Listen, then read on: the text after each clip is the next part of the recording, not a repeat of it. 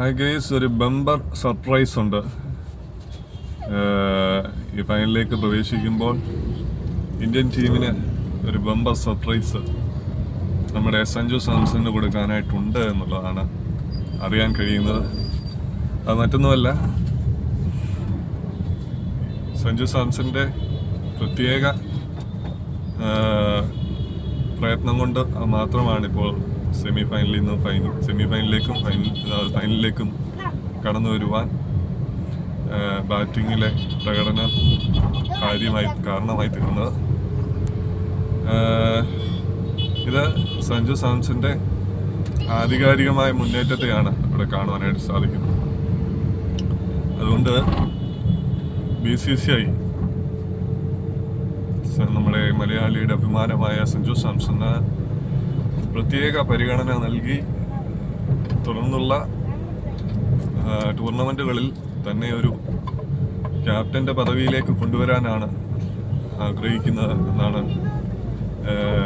കേൾക്കുവാൻ കഴിഞ്ഞത്. പ്രത്യേകിച്ച് സൂര്യകുമാർ യാദവ് പ്രത്യേകിച്ച് ഫ്ലോപ്പായിട്ടുള്ള ഒരു അവസ്ഥയിലാണ്. പുള്ളിക്ക് 35 വയസ്സായി. പ്രായത്തിന്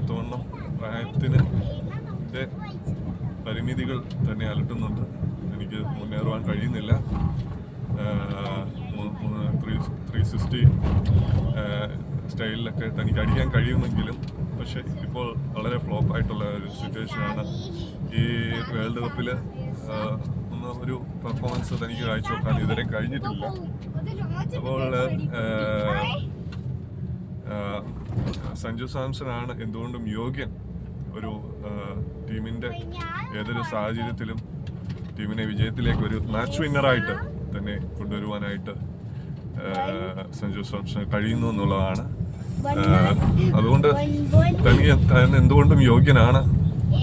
അനേക സമയങ്ങളിൽ തഴയപ്പെട്ടവനായി തീർന്നിട്ടുണ്ട്. പക്ഷെ ഇപ്പോൾ BCCIക്ക് മനസ്സിലാക്കുന്നു താനൊരു ടീം വിന്നറാണ്.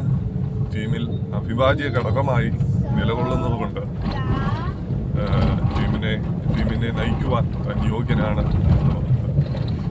ഒരു സർപ്രൈസായിട്ട് ഈ ലോകകപ്പ് ഫൈനലിൽ ജയിച്ചാലും തോറ്റാലും തീർച്ചയായിട്ടും സഞ്ജു ആ സ്ഥാനം ഉറപ്പിച്ചു കഴിഞ്ഞു എന്നാണ് അറിയാൻ കഴിഞ്ഞത്. അതുകൊണ്ട് ഫൈനലിൽ നല്ലൊരു മുന്നേറ്റം കാഴ്ചവെക്കുവാൻ പ്രത്യേകിച്ച് നമ്മുടെ ഇന്ത്യൻ ടീമിന് കഴിയട്ടെ. വളരെ ഫ്ലോപ്പായ സിറ്റുവേഷനിലാണ് നമ്മുടെ ഇന്ത്യൻ ടീം ആയിരിക്കുന്നത്. ഒട്ടും പെർഫോമൻസ് ഇല്ല. ന്യൂസിലൻഡിനെ സംബന്ധിച്ച് അവർ നല്ല ഫോമിലാണ്. പെർഫെക്റ്റ് ആയിട്ടുള്ള ഒരു കളിയാണ് സെമിഫൈനലിൽ കാഴ്ചവെച്ചത്. വെറും 170 റൺ എന്ന് പറയുന്നത് പുഷ്പം പോലെ അവരെ എടുക്കുവാനായിട്ട് കഴിഞ്ഞു. വെറും 1 വിക്കറ്റ് നഷ്ടപ്പെടുത്തിയാണ് അവർ സെമിഫൈനലിൽ ജയിച്ചത്. അപ്പോൾ അത് വെച്ച് നോക്കുമ്പോൾ ഇന്ത്യയുടെ പ്രകടനം അത്ര മെച്ചമാണെന്ന് പറയാൻ കഴിയത്തില്ല. 8 വിക്കറ്റൊക്കെ കളഞ്ഞാണ് കഴിഞ്ഞ കളിയിൽ ഇന്ത്യയും കളിച്ച്. ബാറ്റിങ് റണ്ണ് സ്കോർ ചെയ്യുന്നുണ്ടെങ്കിലും വിക്കറ്റുകൾ തൊലയ്ക്കുന്നുണ്ട്. അതുപോലെ തന്നെ ബോളിങ്ങിൽ അത്ര മെച്ചമല്ല.